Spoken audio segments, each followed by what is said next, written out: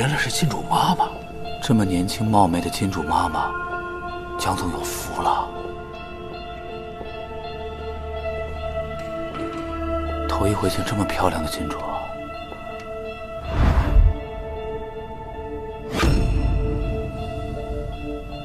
是你，江总，我是 EG 游戏公司的投资代表，黎曼。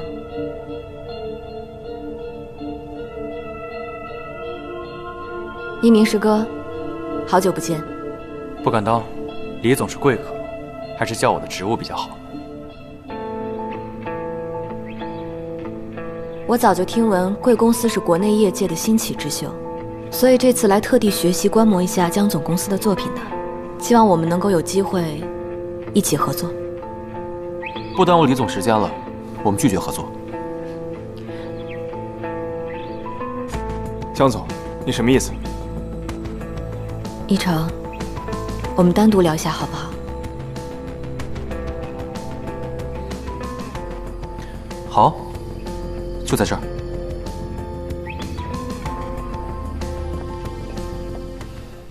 我们3年没见，你还是这么果断啊，一点都没变。那自然是不如李总善变了。所以你拒绝合作是因为我？不然呢？你不跟我合作，是因为你没有办法把我当成单纯的合作伙伴，是吗？那你确实是想多了。我只是不想跟背信弃义的人合作。一成，我要怎么做你才肯原谅我？李总如果是想叙旧的话，那我无话可说。你不敢面对我，是不是因为你心里还没有放下我？你也太自信了吧！3年前的事情，用我再提醒你一下吗？那你公司之前为什么一直没有招女程序员？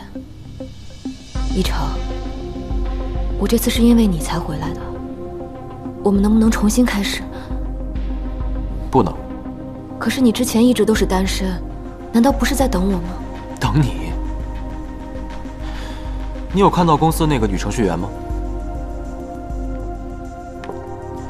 陆离。